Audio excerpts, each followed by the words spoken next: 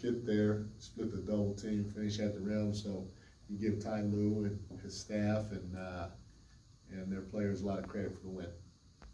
Mike, how surprising was it in that first half? I mean, there's obviously, excuse me, a lot of talent on that team, but they were, shooting the hell out of the ball early on from the perimeter. Just how kind of surprising was that to you to see them connect on so many and so efficiently? No, I mean, they can shoot the ball. They're a talented team. The one thing that I felt two things I felt we didn't do in the first half. Like we didn't do a good job of getting the shooters. Our sense of urgency wasn't there with our rotations, and so they were able to knock down some shots. And after they hit a few like that, they became real comfortable. And then that's that defensively. And then I thought offensively, we didn't make them work. We tried to score on the front side of the pick and roll. We tried to drive and score.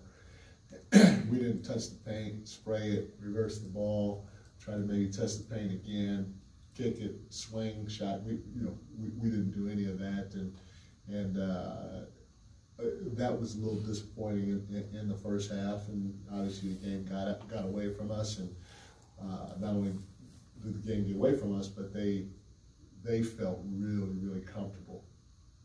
They're a dangerous team. They're a dangerous team anyway, but when they feel really comfortable, they're really dangerous.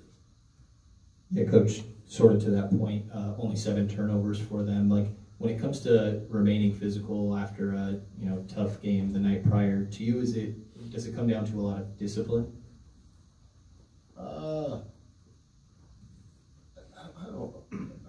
I've never equated it that way. Not saying you're wrong, but our sense of urgency wasn't good. Our physicality wasn't good. They got to their spots. They kind of bullied us a little bit from time to time, and even our double teams. But in particular, our rotations out of our double teams. So I don't know if I equate it to discipline, though.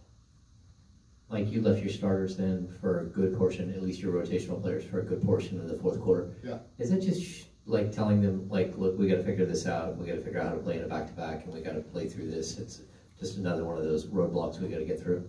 Yeah, part of it, and then we try to do some different things offensively. Take a look at some different things offensively, because sometimes maybe we go on a run, maybe we don't. But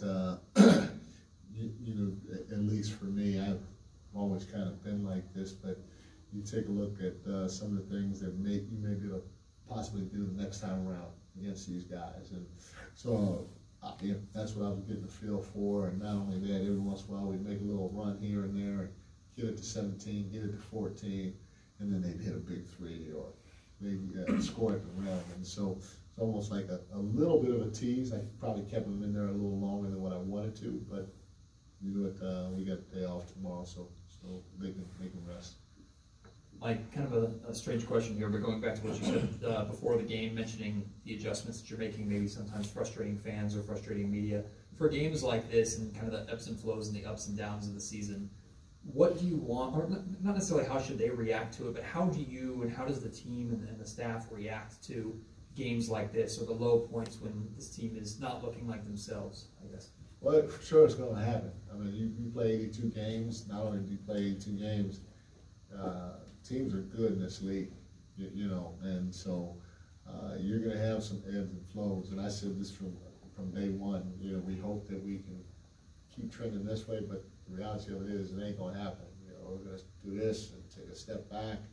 Hopefully we don't take 2 or 3 steps back. Hopefully if we take a step back, it's just one, and then we start trucking again. So, our fans are best in the league, and they got a great feel and understanding of the game, and they're passionate. So I'm okay if they're mad, frustrated, sad, whatever it is after a loss like this.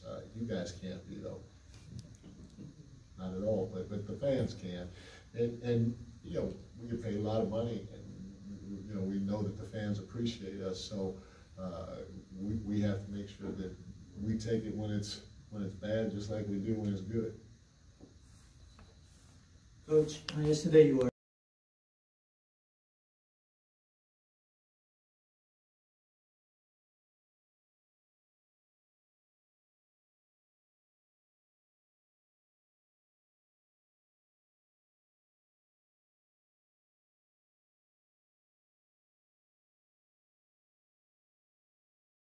So that's nothing that we can really complain about.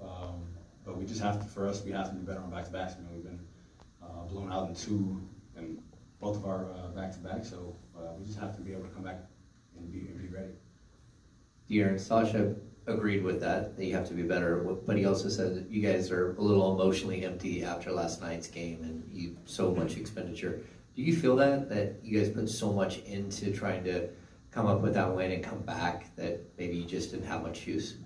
I mean, you'd rather not put yourself in positions like that. So when we came out first quarter, I mean, we were fine offensively, defensively. We just have to be able to get stops. I mean, they shot 54-50. You're not going to win many games like that, especially against the type of guys that they have. So we have to be better defensively. I mean, on the offensive side, we were fine. Felt like we had a lot of turnovers, but we only had 14. But when you turn the ball over while you can't get stops, it kind of just starts to pile on top of each other. Fox, what do you kind of make of just the Clippers overall with the addition of Harvey? Obviously a talented team, but they're kind of figuring it out too. Yeah, I mean, whenever he gets it going, I mean, he's one of the best players to ever touch basketball. So obviously they're gelling together. I mean, we only forced them to 4 turnovers today. So when you have a group of guys like that and you're not able to rattle them or turn them over or speed them up, that's going to be one of the hardest teams to beat. So for us, what we're trying to do is just junk it up a little bit, but we have to be better.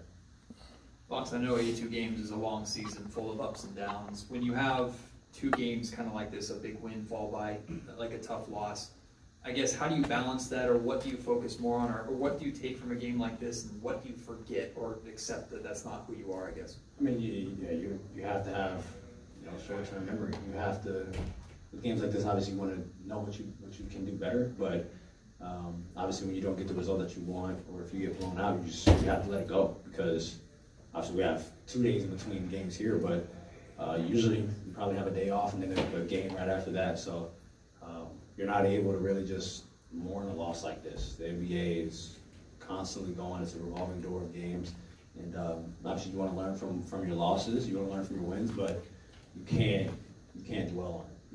You gotta let it go, because if you don't, then it can continue to stockpile in 5, 6, 7 losses in a row, and when that happens in a season, it's hard to turn around. You mentioned the defensive struggles and forcing just 7 turnovers tonight. Like, where specifically do you feel like you guys should have been better? I mean, we just have to be better, active hands. Pressuring the ball. Obviously, they have a lot of guys who go into isolations and things of that nature, but we just have to be able to be disruptive, be physical, try to keep them off the free throw line, and just do whatever we can to disrupt their offense. I think it was a lot of easy catches, guys just being able to get to their spot and shooting over guys. And like I said, that's an extremely talented team, and if they're able to just pick their spots and shoot the ball, then you're going to have a tough time winning. De'Aaron, this is the second 40-point game for you, and both times I thought it was kind of quiet. Like you quietly, you look up and there you are at 40. Is that part of the game, like coming to you maybe easier or more effortlessly than it used to? That's what happens when you make your free throws, because I didn't even. No, I mean, what was the other game? What was the other 40? Spurs. Yeah. I was gonna say, I think we were clawing back, so I kind of I'm a little more aggressive, but no, I mean, I'm continuing to try to be a better player, try to be a more efficient player. So whenever I have my shots, obviously there are times where I have to make difficult shots, but whenever my teammates or Domas or whoever it is getting me open, I have to be able to knock that down. And then when I get to the free throw line as many times as I have to be able to put the ball in the basket. So it's nothing that I'm conscious of or anything like that, but I feel like I'm continuing to get better as a player. Yeah.